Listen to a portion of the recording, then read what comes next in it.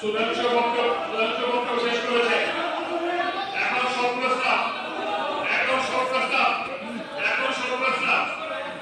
আজকে কার্যসূচির দুটি শোক প্রস্তাবের বিষয়ে উল্লেখ করেছে।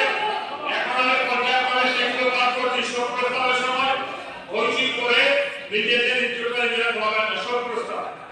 শোক প্রস্তাবের কপিগুলো সামনে দেওয়া হচ্ছে। শোক প্রস্তাব আমি